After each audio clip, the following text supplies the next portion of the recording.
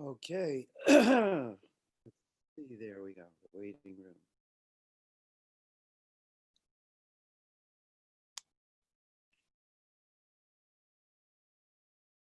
Good morning.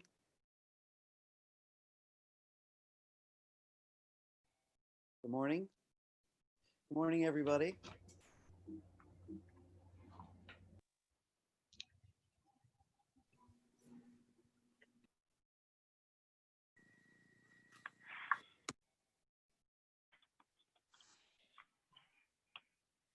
Good morning, everybody.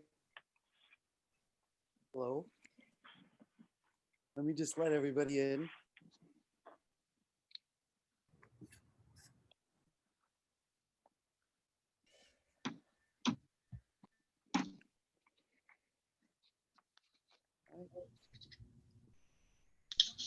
Looks like about everybody, I think.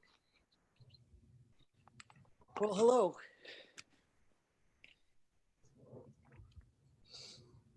Uh, Gee, I had a weird heat incident this morning, hence the extra garments. Turned up the heat and somehow it went off. I don't know what's up with that. They're heading into the winter. Anyway, good morning to everybody. I'm sure most of you are first waking up.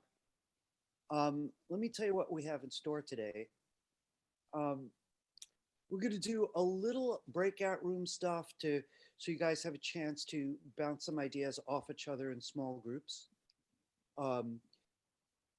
Kind of fairly short, 20 minutes, really just to try to promote some conversation amongst yourselves regarding the last project. Then we've got some new techniques to discuss and a little tiny bit of review. And the new techniques are actually not that complicated, but I think, for example, I want to talk more about working with line, which means what kind of line, we've been really very focused on fills of all sorts, whether it was gradients, um, linear gradients and radial gradients, and then freeform gradients, uh, just flat fills, and how to use swatches, and how to use the color palette, et cetera, et cetera. And the way we've been treating line mostly this semester was just as a container, uh, for the colors that you need, without really regarding line itself. So I want to just say a couple quick things about that, and then we'll look at the handout, uh, try to get a larger map of what we're doing today and for the rest of the semester also. Um, so say you're a painter, you're an oil painter, right? The chances are you're not using a lot of line. For those of you who are interested in painting and you think about what a Van Gogh looks like, or you think about Michelangelo or Da Vinci or anybody that you might like, line is not the big thing. Monet, for that matter. Uh, but on the other hand, if you're interested in cartooning, for example, and I myself have been very lucky to study with some very substantial cartoonists, including one who won a Pulitzer Prize, um, Art Spiegelman, that would be. And they think in line. They think in line. And even if they're fantastic colorists, line dominates their thinking. And that goes for all kinds of illustrators. And here we are in vector graphics, which is essentially an illustration class, a digital illustration class. Um, so really, you yourself might be very interested in line-based illustration, or you may be free and want to go back and forth to different ways of seeing. So we really need to give line some time, some respect. And we'll see how it plays into your last project if you choose to think in a more linear way. But let me back up for a minute. I'm not opposing an all color approach to an all line approach. Obviously, a lot of what we see is any combination of both. Uh, Most of Japanese printmaking, for that matter. And they had many masters that are very popular, even in the West. So, all of the above, but we have not focused on line. Okay, I think what I'd like to do though is jump to the handout. I do want to say one small thing that's on my mind. It was really kind of brought up by my other section on Monday. We spent so much time with freeform gradients recently, and a couple of you have been using gradient mesh, which you learned on your own or you learned from before. I want to say something about the whole gradient set. One, uh, freeform gradient and gradient mesh are so similar in what they produce that it's arguable whether you need both, and that's why I chose one this semester. Um, if you're like, oh, but I have to know everything, okay. Well, in that case, gradient mesh is worth looking up. I'm not going to cover it this semester. Again, we produce similar results with freeform gradient. But I do want to back up. We started with linear gradient. And at the time, I kept saying, anytime you need a gradient, if you could use linear, please do. It's the simplest, it's the cleanest, it's the clearest, it's the easiest to edit. Then I said similarly about radial gradient. Thing is, we got into very deep water. We wound up needing much more complex gradients, so we headed deep into freeform gradient. Don't lose track of the first two. They were easier, they were cleaner, they're wonderful. You should always use them if you can. The freeform gradient is just when the other two don't work. So I just want to mention, back up if you have to, or, review gradients, look it up if you have to, since we've kind of passed out of that area. All right, let me get to the handout.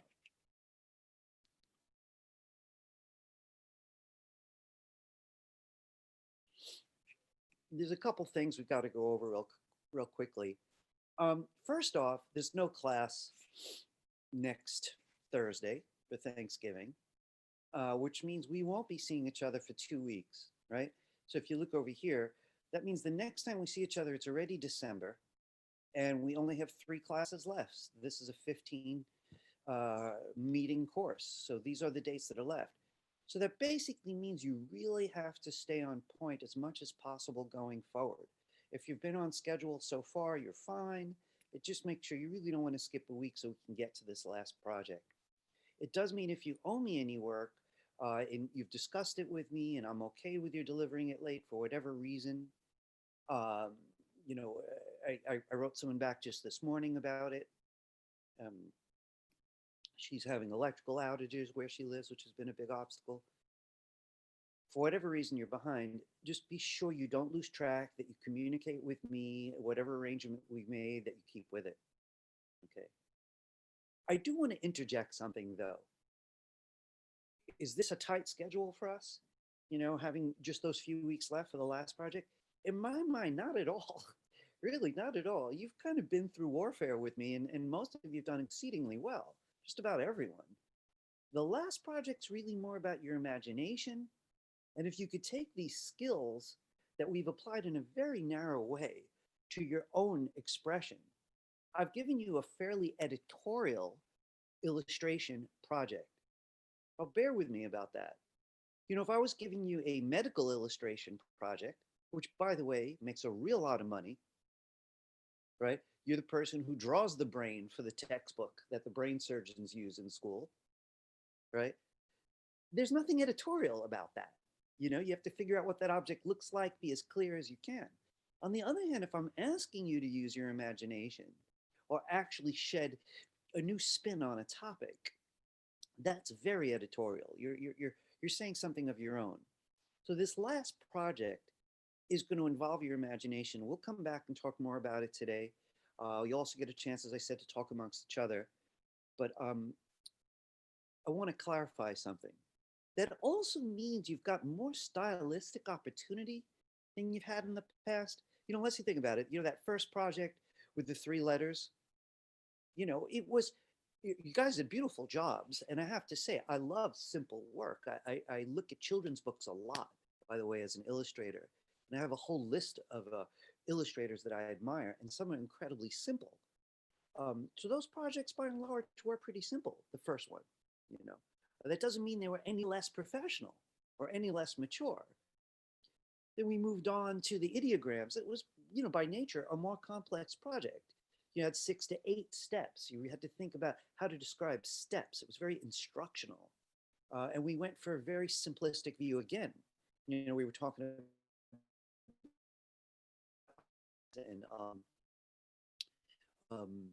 symbols. We were thinking in a very symbolic way how to express the steps to make your coffee or whatever it was that each of you chose. The last project was zero editorial. I mean, really, I mean, you were literally rendering a complex object. And by the way, they were fabulous. Even some of you got the slowest start, came in the end, and did some gorgeous work. On the revisions folder, I saw some real impressive stuff. Thumbs up. Thing is, I have no idea what you're going to do in the future. One of my goals is to give you as much creative freedom as you can get. How many things am I capable of, so that as you grow into your own imagination, as we all do at every age, right? You could get the tools you need and use them wisely. The last project, I'm not dictating stylistic options. I'm really not. You know, I want you to reach further and higher, but what that means is hard to say, you know. So today I'm doing a few more things that I think you might want, you might need, you probably will need at some point, you might even need for the last project. All right, let me get back though to the handout, and then I'll answer questions if there are questions. So, the next time I see you, you're going to have your first digital drafts. And I'm going to do my best to get more of a look. As I've discussed with you before, there's no way I could look at every single week's installment from you in class. We'd have no time to learn any new technique. So you'll have 2 weeks actually to get me a digital version. We're going to talk more about this at the end of the class, but that's kind of nice, really. So be energetic about it. That basically means by the time we get to the 10th of December, we'll probably have a last draft proper critique that day, so that everyone's has good ideas about how they could shine it, come up with the most beautiful gem by the 17th. So this is a pretty nice schedule we've got. Listen, before I go on rambling and get us today's material, does anybody have any questions about the above, about anything I've said so far? No? All right. I just want to quickly check the chat. That's the thing I'm worst at, is actually checking chats during class. I know a lot of people are more comfortable talking with chats, but I guess not today. All right, that's okay. All right. All right, let me just move on through the handout then. All right, the rest of this stuff is the usual, right? Again, about the last project, if you want to give me revisions, and if you've done it on time, you're allowed to give me revisions almost anytime. I have not graded them yet. So if you base your decision about doing revisions based on the grade, you're going to have to wait just a little bit longer. I'll try to get them as soon as possible. Oh, But I if have a you're question. yes, sure, Leah. Are revisions and late two separate categories, or are they the same? That's a good question. I like the way you put it. They're separate folders, Yeah. but they're not necessarily, well, yes, there are separate categories. A Okay. revision means that you gave it to me on time, right? And you're revising it. So there's no late factor involved in your grade whatsoever. So it just means your grade either stays the same or it goes up based on the quality of the revision. The late folder is, it is late, you didn't get to me on time, your grade might have to go down for being late, right? And you put it in the late folder to make sure that I get it. I'm not going to look at the old folders. The only two folders I repeatedly look at is revisions as late and late. The other ones are done. Does that answer your question? Yeah. I do want to say to anybody who is late, though, that if you've reached out to me and I okayed your situation, your grade won't go down either. It's about why you're late, right? I just accidentally already emailed you that I put it in my revision work in the late folder, so I can just move it out if that makes it easier. Which folder does it belong in?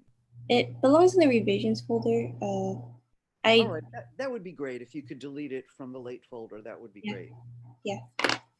That would be. All right. I'm glad you're asking. Appreciate that. I get the sense that people often have questions and they're just stymied when it comes to actually asking. And I do understand that. And we're all staring at each other and you don't want to, you're like, I'd rather blend into the background. There's 3 or 4 of you that are comfortable asking questions. Guys, listen, I want to say something. Our semester is almost over. So whatever I say to you is for you entirely. and not at all for me. You have to get in the habit of asking when you have questions. Some of you have never opened your mouth once the entire semester. Unless you're a flat out genius, you had questions and chose not to ask. You'll learn more. You lost in a neighborhood, pull down the window and ask, anybody know how I get to this corner? And you'll get there. The other person's still driving around in circles. All right, all the same, let me move forward. I think you're going to enjoy the stuff we have today. At least I hope so. So listen, I want to go over this because this is new to me, and I didn't, I usually look. I'm going to look right now. I'm going to look in the in our Google Drive. Just give me a second here. Just want to see because you guys are really generally ahead of me. So I just want to see how this went. As usual, talented bunch of people. Okay. So let me get back to the handout just so I could say something. We have one more chance. You're about to look at each other's sketches, right? The way that I recommended people do it was gather their sketches into a folder and to call it this, right? And then, drop the folder in the usual drive, right? So this is your drive. You could use this link, right? You're not going into revisions, you're just going directly into the drive. So you just drop your whole folder in there. I'm getting a peek in there and I see a lot of PDFs. So it means people arrange their sketches differently. Some people did folders, some did them as PDFs, and that's fine. However you did it is fine. They're named correctly. It's just a chance for me to get a peek while you guys are supporting each other. So let me tell you what's about to happen. You've been through this the last couple classes, so I guess it's not really new. I'd like you to have your sketches open so that you could share it with the group that you're randomly going to land in a couple of minutes, right? So, ones you gave me for me to peek at in the meantime, so I could sense how the group is doing. If any of you are in trouble or anybody's just done something so stellar, I have to share it, right? So these are there for me. The ones you have, just open what you have on your screen. Now, look, if you didn't photograph your sketches in any way, because I asked you to do them hand-drawn, right? You're going to be a little left out. You can't turn your computer around and show sketches. You could try, but you've seen in other classes that just almost never works.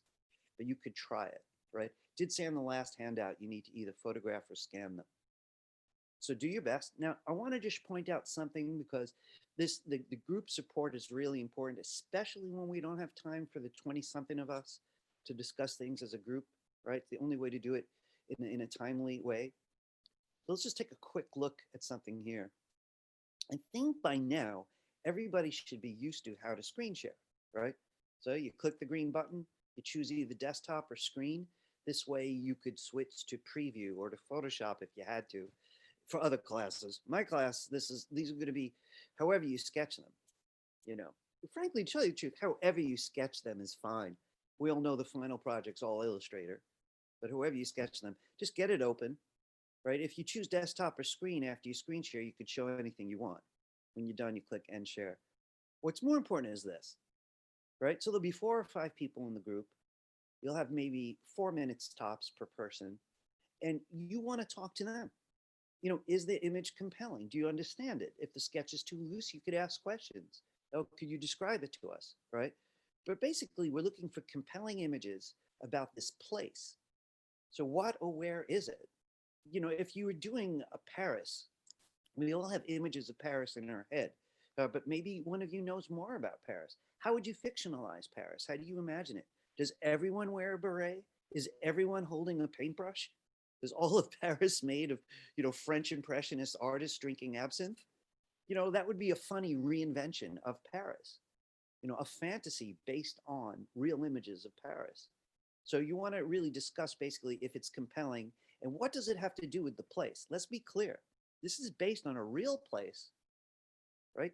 It's a real place, a real city, said so all over the last week's handout, right? And you're reinventing it. All right. So is it imaginative? Is it insightful?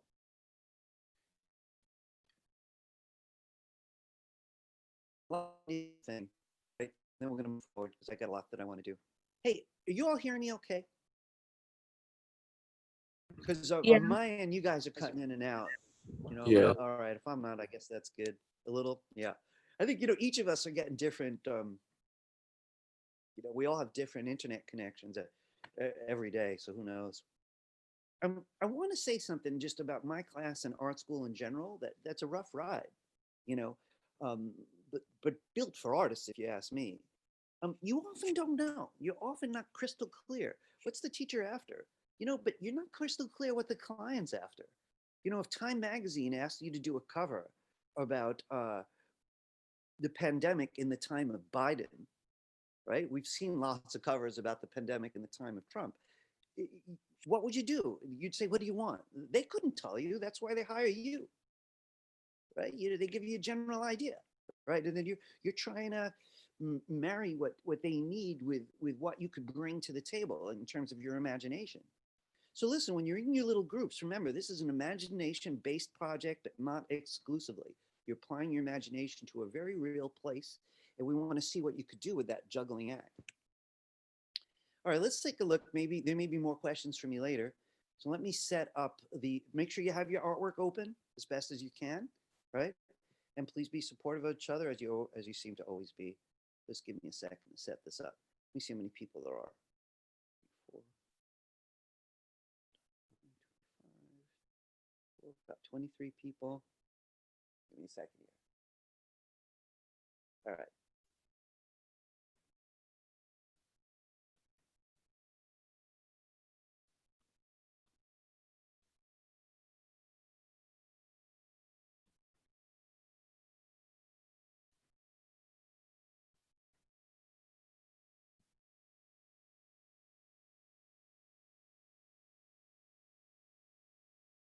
Here we go.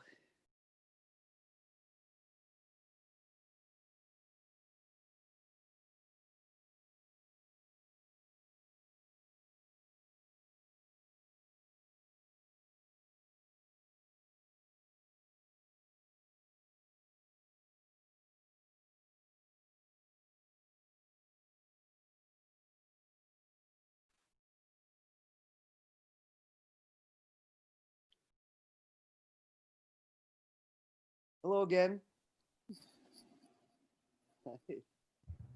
All right, everyone will be back in about a minute. This is some strange technology, this stuff.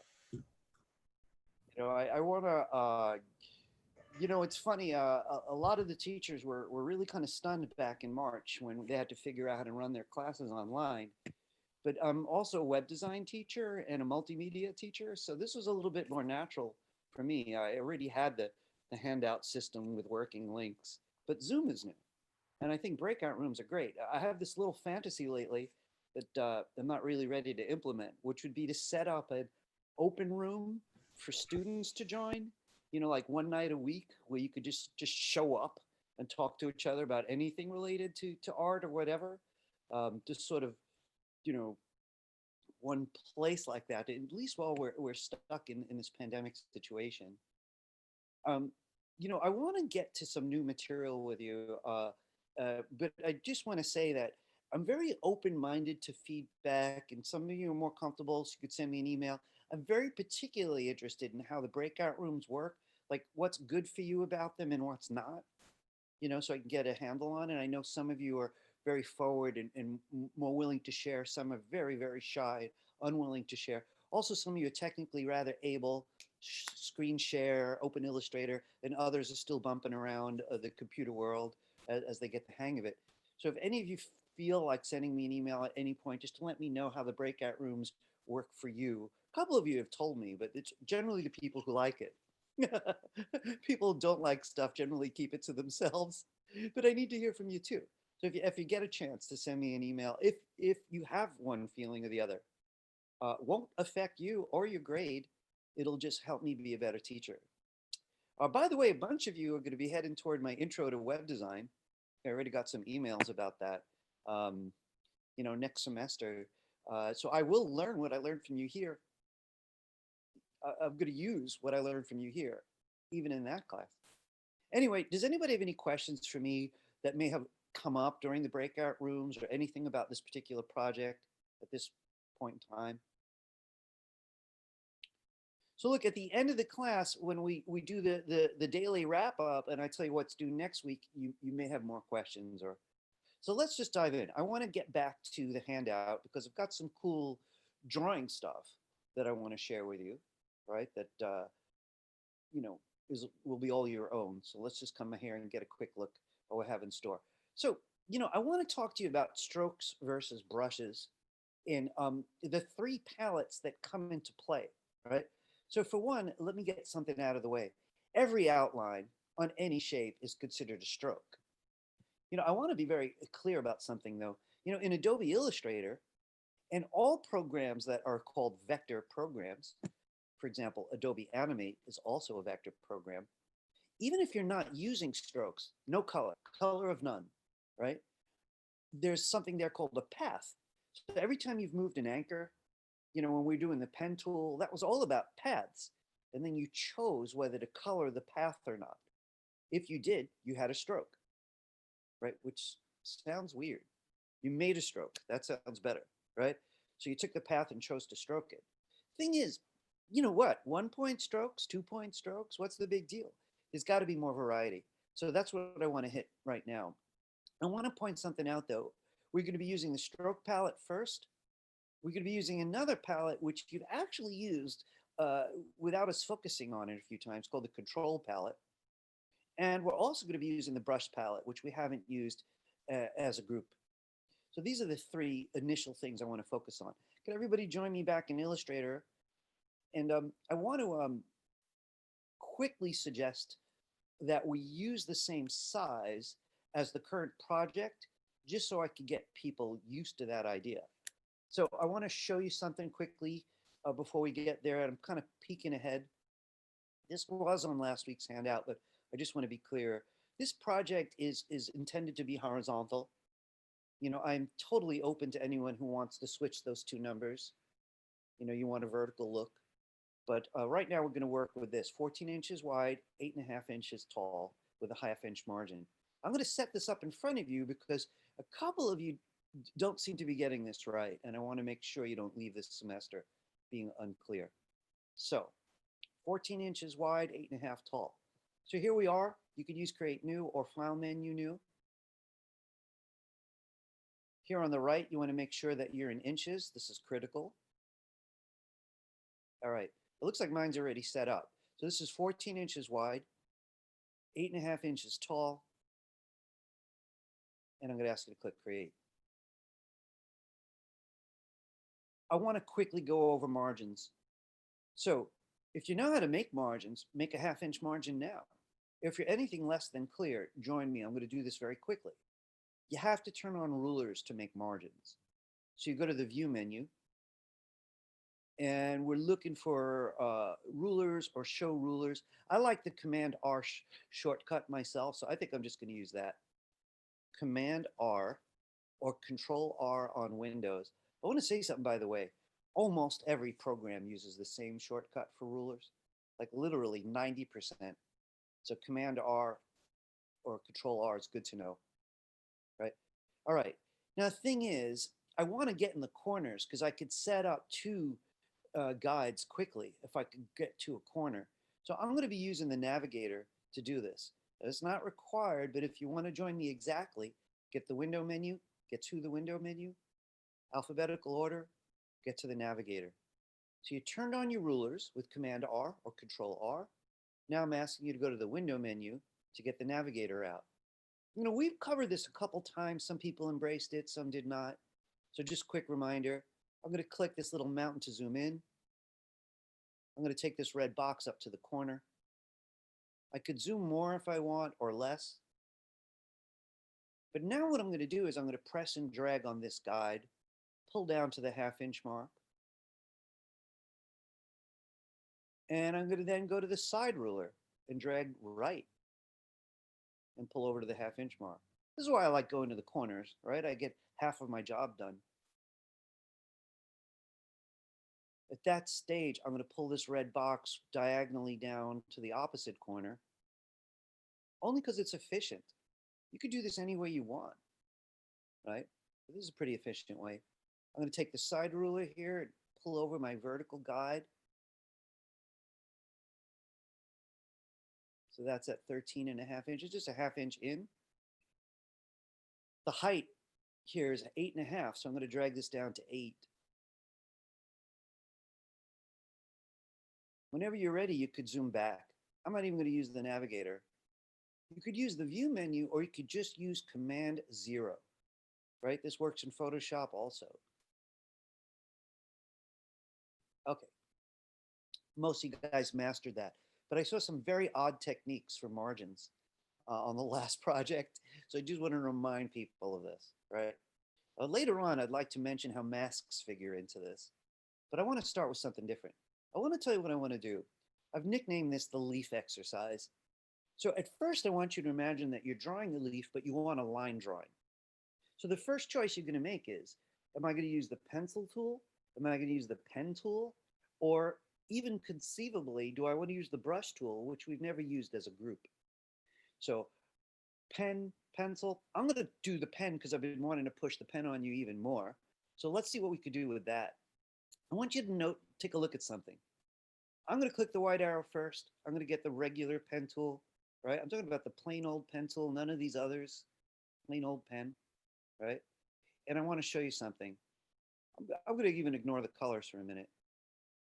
I'm going to press and drag, and I'm telling my first curve to go up. I'm coming way over here, and I press and drag. This is going to be the top of my leaf. If you want to join me, you can go ahead and do that much. I'm going to do it again, right? Press and drag to pull it up. Coming over here and pushing over to the top of my leaf. The bottom of my leaf is going to be more complicated. I also want it to change directions. I don't want a lumpy corner there. So I'm going to hold down Option, pull a line this way, telling it to change the direction. Right?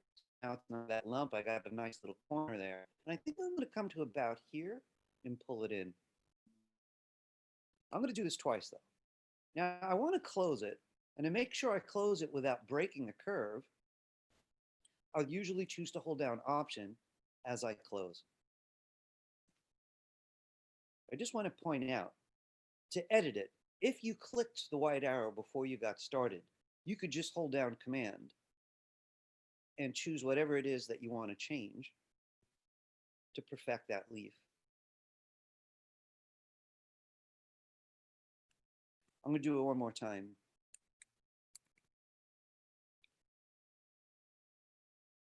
If you hated that last one, you could join me on a new one. Just select all and delete it. If you love it, just give me a minute. This is going to be short, right? All right, I started on top. I said, okay, I want your curve to go up. Came about here, pressed and pulled to complete that curve. But since I don't want to keep going in that direction, I have to move this handle. I've been using the sprout method. So I'm holding down Option on my Mac, or Alt if I was on Windows, and I'm going to sprout a new handle. So I go roughly this way. I'm going to come about here. Now this is unscientific, this next one. Those two anchor points made sense. This one here, I'm just going to pull, and I'll come back later and I'll deal with the way that curve looks. I'm ready to close it. I'm going to hold down Option and come here to close it. I'm keeping Option down or Alt. At this stage, it's sort of a leaf, but if I don't like it that much, since I did click the white arrow, I could use the Command key. If you didn't click the white arrow, just go click it now then. Forget about the shortcut. Either way you do it, you could click on any curve to see how it's made. And you could change anything you don't like.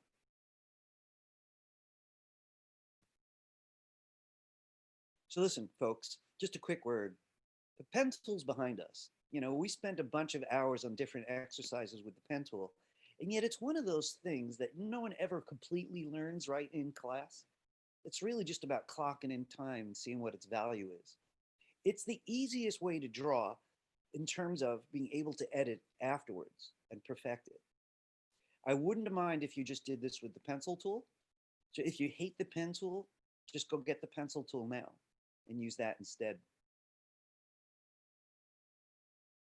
So the pencil tool hides. You could tap M to help you find it. That's not even working for me right now. Let me see why that is. There it goes. All right, so the letter N helps you find it. Typically, one might choose to check it by double clicking it. I like this level of smoothness. And I would just hand draw something similar. Hang on a second there.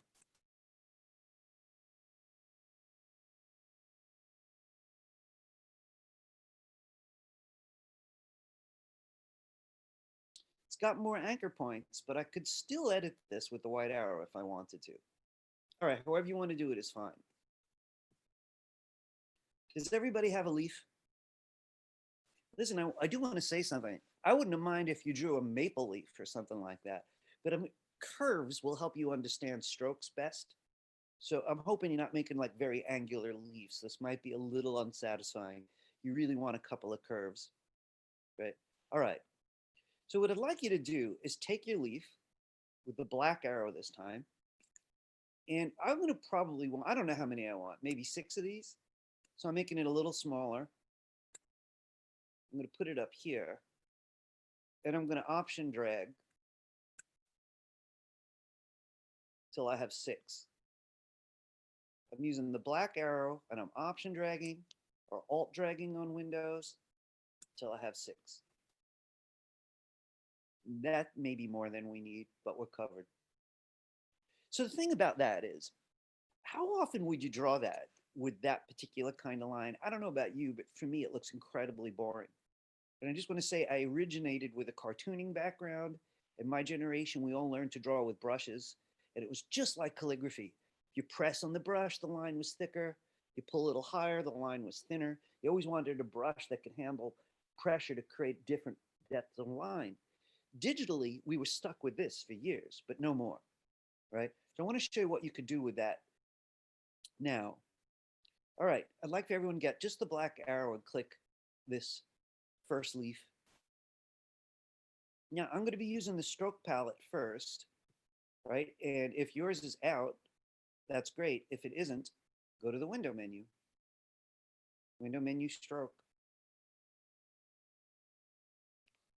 Now the stroke palette opens in different sizes. This is it folded up completely, right? This is it full size. So you want to see all the way down to profile. You could double click the word stroke, by the way, to fold it or open it. There's only 2 things I really care about. I care about the weight, and I care about this feature, which we never use, called profile. Stuff in between is really not urgent. This is, and this on the bottom is. All right, I'm going to zoom in on my selected leaf by doing Command plus. You can really see what I'm doing. Okay. I'd like you to raise the stroke weight first. A lot of the cooler strokes, you can't even see if they're only 1 point. That's like 1 pixel. You know, it's hard to do anything with that. So I'm going to ask you to up it at least to 3 or 4 points. You could even go higher if you want. See how that responds. So it's still a constant stroke, but it is worth noticing. It's bold, it's clear, it's very graphic. But let's say you wanted more like a calligrapher's line. If you come down to the bottom where it says profile, you're currently in uniform. That's the default. Can look great, can be boring. So I'd like you to click on that and notice how many kinds of profile there are. I'm going to ask you to go to the very next one. So I want to say something very clearly about this. Guys, this is incredibly nerdy, but I need for you to remember this. This is technically a variable width profile. Variable width profile. So a uniform width is uniform, one similar line, but variable means it gets thin and thick, thin and thick. I have to interject something. So we don't have drawing tablets here, right? And if you had a drawing tablet, you would want to look up specifically drawing tablet Adobe Illustrator to get some advice on how to actually use it. I know some of you found cool new ways with iPads, and people have been sharing me about that. For all of you, that's all the same. To learn how the pressure on your device could create variable width. So I don't know about the iPad thing, but drawing tablets have been around for a long time. It comes with a stylus. It's just like a pen and no cord, and the pressure would control variable width. that takes a little bit more know-how, and the information's all over the internet. Can't really cover it in this class though. Did you guys all see the variable width on your end though? All right, so just take note, try out a few others. This is a cool one, right? It gets thick in 2 places. Really like this one. These down here are also interesting. I want to show you a couple that are odd. I almost never use these. This one is flat on one side. And I imagine this is more for like cross hatching and stuff like that. You want to come right up to an edge. I would be okay if you focused on the first 3. So I'm going to use this guy right now. All right, just quickly, since you're here, choose any variable width profile and try different weights just to see how you feel about it. 30 points, right? You know, I guess I should include, if you want to go by 10 points on your weight, hold down shift. So it won't be 1 point at a time, it'll be 10 at a time. So you can see what huge looks like. I'm holding down shift, so I go to 30 to 40 to 50.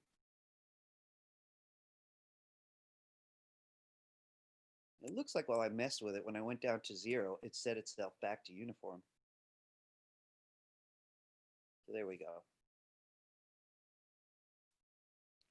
Any questions about that? So listen, I want to say something where it gets weird.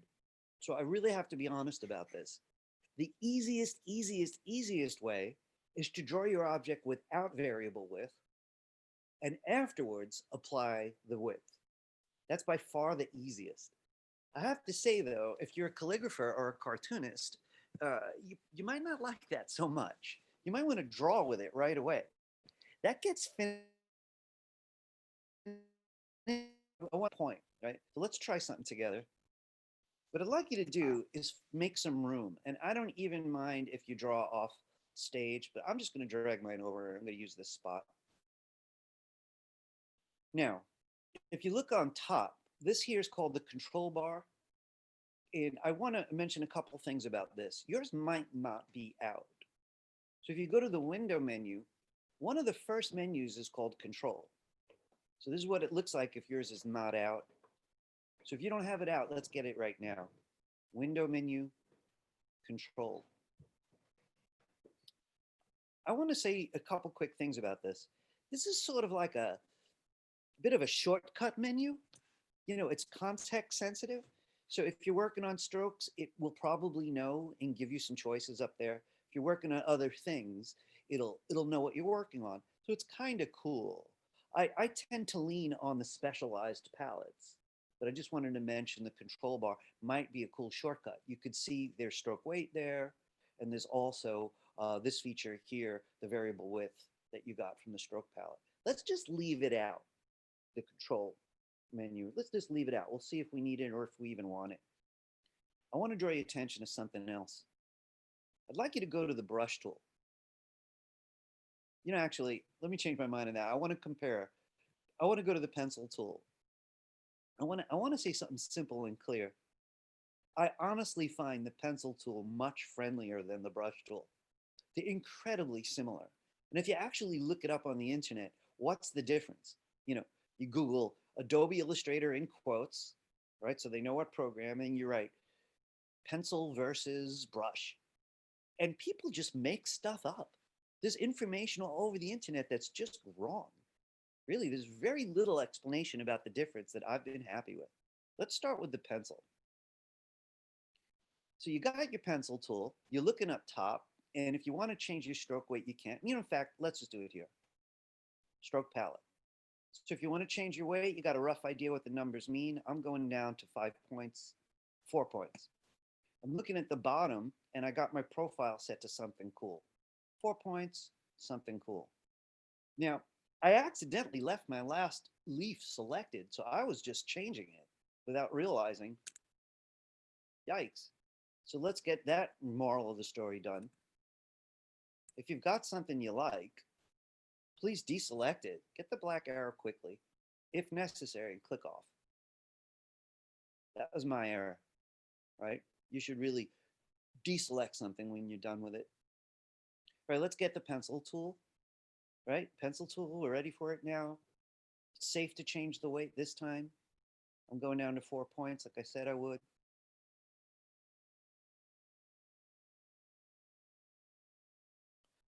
I like this particular profile. You're welcome to use any of these. All right. Draw. Now that's kind of cool. The tool follows its own rules. If I wanted to continue this line, I have to, with the pencil tool, I have to go over the end and see that little slash. This way I know they're not separate lines. If I see this star, it's going to draw a new line. But we want to close this object. So I'm going to come here instead, or here. As long as I see the slash, it knows I'm continuing.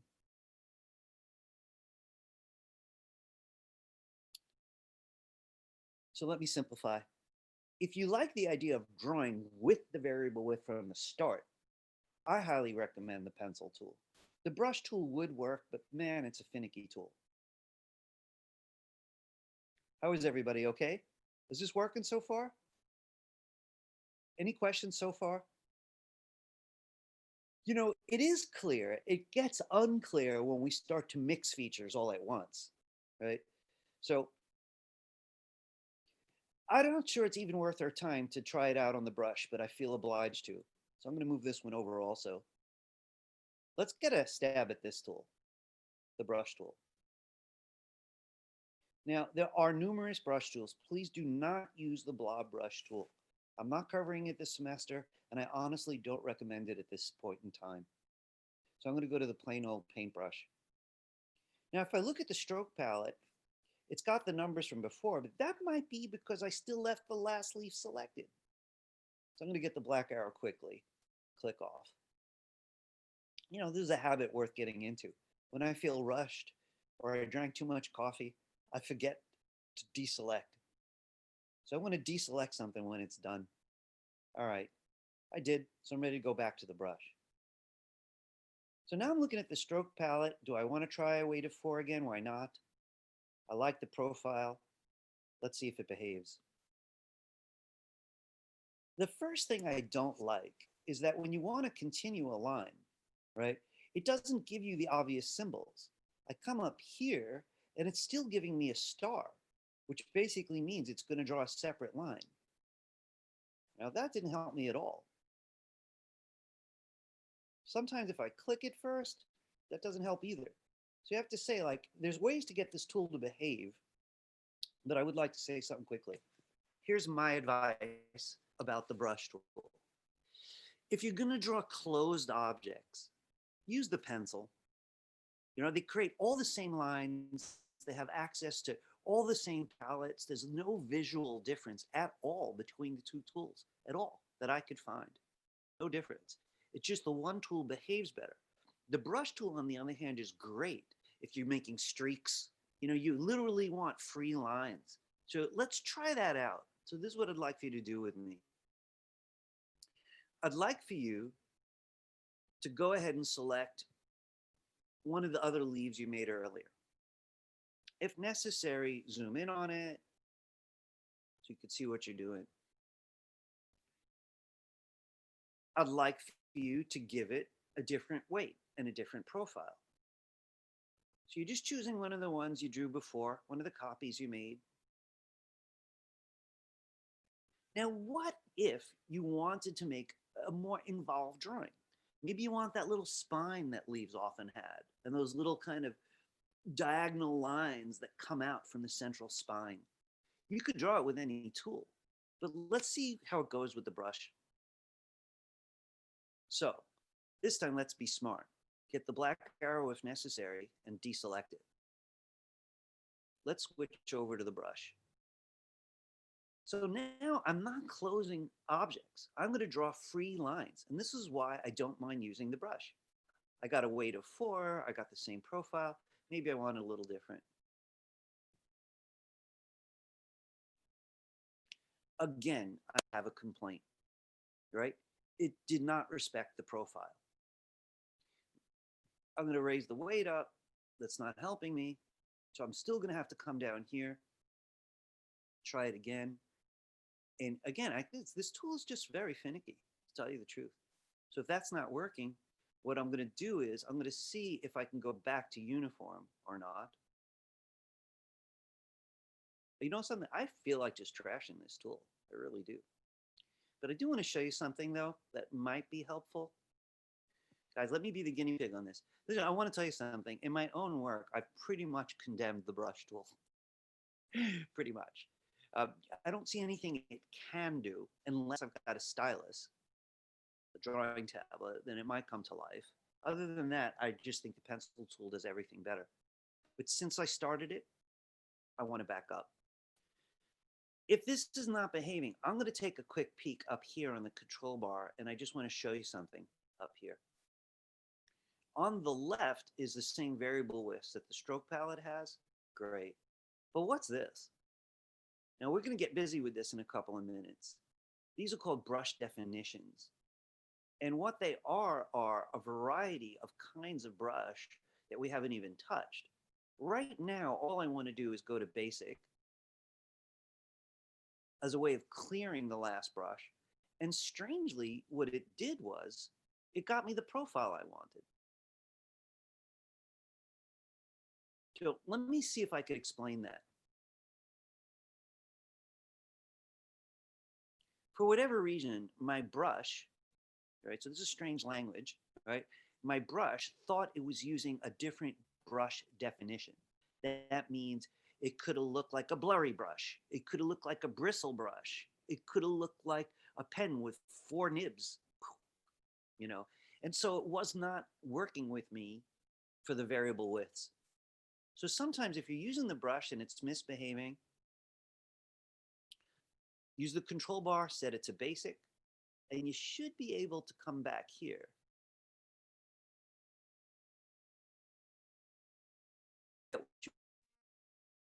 What I'm going to do is deselect that line or draw nearby it. I think I don't have to deselect it if I just draw nearby it. And see, do I have to do that every time?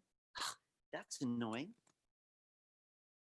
There's a lot of complaints about this on the internet. If you're thinking, hey, Ira, why bother? I'm with you. I'm going to switch back to the pencil. So if I just want to make free lines, you know what? I'm going to come back and reconsider this. Because really lately I've been having the hunch that its value is with the stylus, but I have not proved that yet. So I'm going to go back to the pencil. I'm going to check. The pencil doesn't care as much about this weird menu here. So we're just going to come back to the stroke palette. 2 or 3 points. I'm going to go with 2 this time. Let me deselect this little thing I left behind.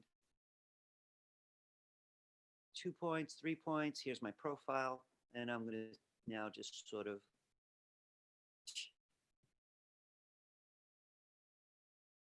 it's happening again, even with the pencil. So guys, listen, I hope you're just keeping an eye on this fix. It's rather aggravating, to be honest with you, right? But the one thing that I found most reliable when the tool's not behaving is to come up here and keep resetting this to basic. You know, if it switches out, I want to see if it retains that decision, because I'm interested in these on the left, the widths. I'm not really yet interested in these brush definitions. Brush widths we're focusing on. So if yours isn't behaving, just check that this says basic. You should be all right after that.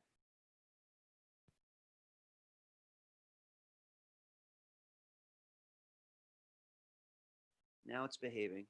The brush would still be giving me a hard time. But the pencil tool, once I get the first mark right, I could continue on my own.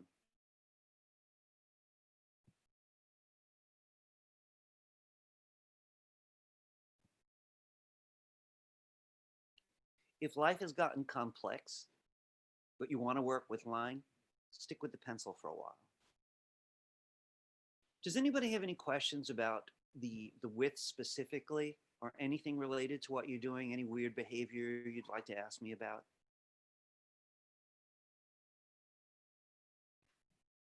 Carly, your cat is obviously an art lover.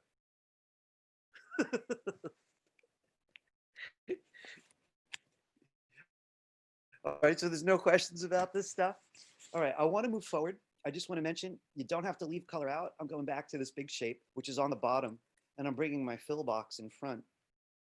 And so looks like this one didn't close. Your teacher's not, let me just see what's going on here.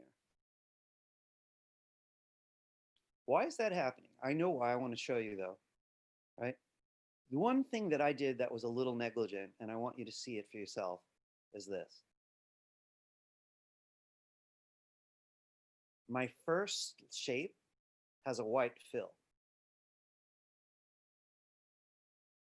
right? Since it has a white fill, when this was behind it, I want to show you something about that. It looked interrupted. These guys are fine. It's this line causing the trouble. Fill of none. So I want to do a slightly better job about something. When you're drawing with line, turn the fill off. I said that a million times when we did the pen tool. And today I figured, oh, what the hell? Don't be so uptight. I'm going back to being uptight. Turn the fill off if you're drawing with line so you don't get in the trouble I just did. All right. I want to show you something completely different, and I got to warn you. Variable widths are not too bad, especially if you remember you have to check this thing next to it every now and then and set it to basic if it starts to fight with you. But I want to talk to you about what is this really for? What the hell are brush definitions, right? And can we use them for any advantage? Now you're gonna like this. I just got to warn you, mixing widths and brush definitions gets pretty messy, but it might be worth it. All right, everybody, I need to open up yet another palette. So I'm gonna leave this where I could find it. Let me put this away. Can everyone go to the window menu and open brushes? If necessary, grab the bottom corner and stretch it out. Back to the window menu as always. Window menu brushes. Now hear this out. It's called brushes, but don't let that convince you that you need to use the brush tool. You could use brushes on something drawn with the pen, the pencil, the rectangle tool even, the oval tool for that matter, right? So you could use brushes for any drawing whatsoever. So we could still ignore the brush tool if you're like me and find it a little irritating. You know, so I'd like for you to get to one of the leaves you made before. You know, I don't know how many of you do this, but when you hold down the space bar, you could just drag the page and move it. Some people prefer to use the navigator the whole time, and that's good too. Now, make sure that you've got a leaf in front of you. It's large, that you can see what you're doing. With the black arrow, please select it. Now, I want to say something about the palette itself. The palette is sort of a portal to all kinds of brushes that I'm more interested in. But I do want to mention quickly what this is. These up here are called calligraphy brushes. And it's hard to see on some of them. Here, this fourth one here showing gets thin and thick. So it's easy to confuse with the menu we were just using, variable width. Because this does have variable width, but they're canned. You know, they're built in, they're considered one type of brush. I'm not going to use these at all today. We got a little exposure to what basic is. Well, it's, you know, basic. This one here is amongst in my favorite category called artistic brushes. So we're going to hit this one hard. This is a kind of pattern brush. This is a bristle brush. I forgot what this one's called, to tell you the truth, right? So these represent different categories of brush. Now, you don't want to get lost in these yet, right? I know they're kind of like, you know, seductive toys, but they're really not that practical for drawing just yet. So what I'd like you to do is go back up to basic. Now, variable width was clean and simple for clean lines. If you need more visceral lines, right? Lines that have more touch, more feel, right? You're going to like what I'm about to show you. I'm going to use the brushes palette you opened mostly to get to libraries, right? It's like my library card, right? So I'd like you to explore this one with me. On the brushes palette, click this little button in the lower left corner. We saw this on the swatches palette, right? We got pattern swatches from there. These are all types of brush. Arrows, who's going to draw with arrows? Let's go to this one called artistic. I was saying that I'm not going to focus on calligraphic. It's too much like variable line width. Very similar idea. I'd like you to go right to chalk charcoal. So again, if you missed it, you come down from the brushes palette, lower left corner, to artistic chalk charcoal. Open it up a little bigger if you need to, see what's in there. I'd like you to give yourself a minute just to click a few. You notice they've got very different qualities, right? They all feel kind of charcoalish for any of you who've drawn with charcoal, which is kind of cool, right? And the questions that come to mind are like, well, what about like the huge ones? You know, what's up with that? So I would suggest you keep the stroke palette where you could see it. So this doesn't look like one point, this one, right? And yet I want to use it. Is there any way I could use it? Well, I could go under 1 point. I'm going to type in 0.5 for a half of a point. So feel free to use the weight along with whatever brush you chose. Getting bigger is easy.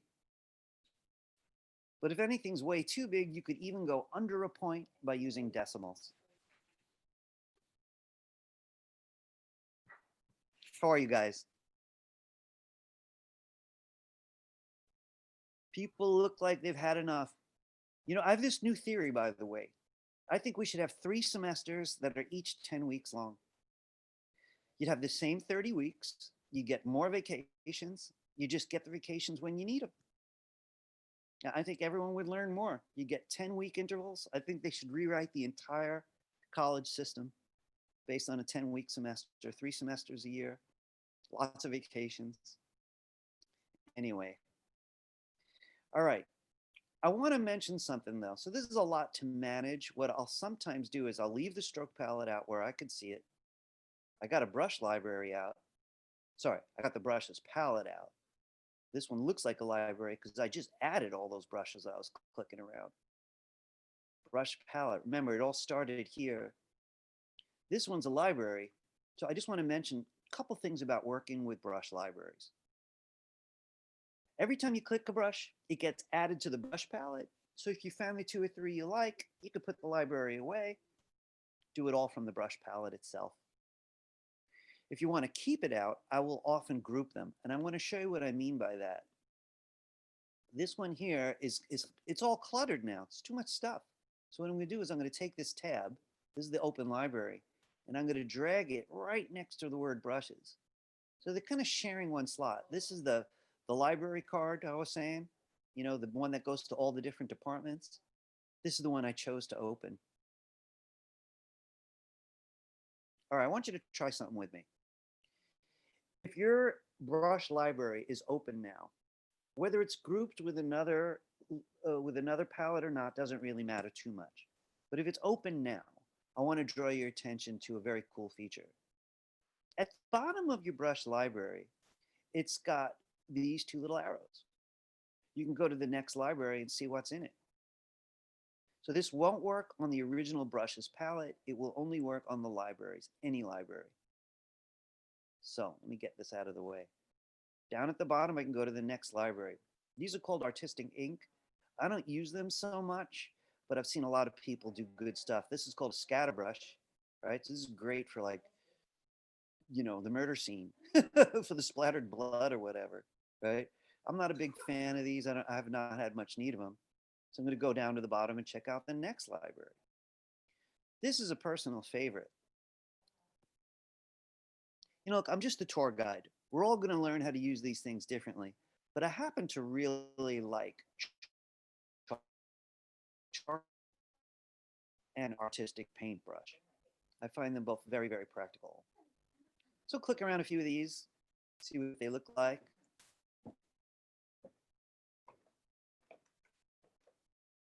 And they're kind of cool. I want to get a look at my handout just to see how much time I have. There's one or two things I'd like to include if time allows. Just give me a second. This is how I map out what's possible for us before I even see you guys. Ooh, I'm going way over here. All right. I guess I just want to add a little tiny bit. Where it gets crazy, right, is when you start to mix brush definitions. So let's be clear. Those are the brushes from the libraries, right? That's what they are, brush definitions, different kinds of brush.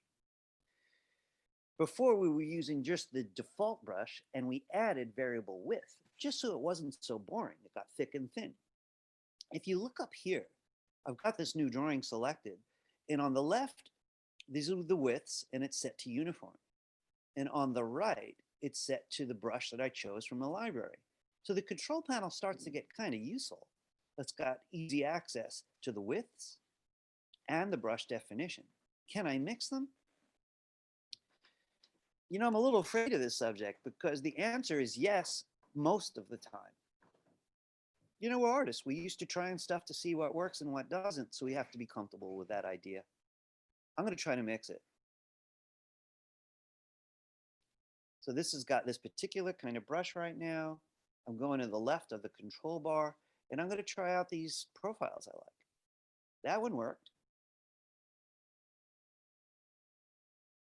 That's kind of cool. Could I draw with them both with the pencil? Probably. Could I draw with them both with the brush? Sort of probably. But you will definitely have it easier if you just draw simple lines first and then apply the look you want after, especially when you're drawing with a mouse or a touchpad like I am. Guys, I'm going to drop this for now. I just want to recap a couple of quick things. If you draw simple shapes and then you decide you want line, but you just want it to be more interesting, there's two choices primarily. The first one was variable width. And we saw that that all began on the stroke palette at the bottom. But it also exists on the new control bar. You might want to stick with this for a while. Stroke palette. All right, that's enough. But if you really want brushy lines, right, then you got to open up the brush palette, which looks like I put mine away. So that's a whole other subject. Here's the brushes palette. It's now populated with every brush I just tried. So I could use these. Or I could, let me just close this up here. Open a library. I've been pushing two of these on you. Charcoal, paintbrush. Oops, this is a weird one. I just clicked it by accident. So I'm going to go back to something a little more practical. And I'm going to drop it there.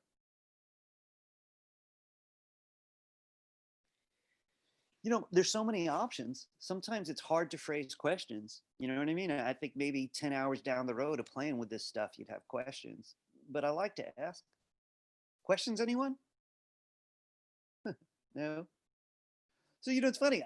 We really not focused on line at all in this class. Paths we have. How to draw paths. But it's all been about fills up until now. And really, once you're out of my class a month from now, you know, it's all on you. What do you choose? All right, let me get a look at my handout. It's probably time for a break. It is. I'm going to come back to clipping masks after the break, as well as a bunch of typography. I got an email from one person. They needed some typography from Illustrator for a different class, and they'd asked me some thoughtful questions about it. As it so happens, I wanted to cover it today anyway, so it worked out rather nicely. So it is now 10:40. Let's take a break till 11 o'clock, and we're going to resume, right? So everybody, please come back on time. I'll do the same, right? See you at 11.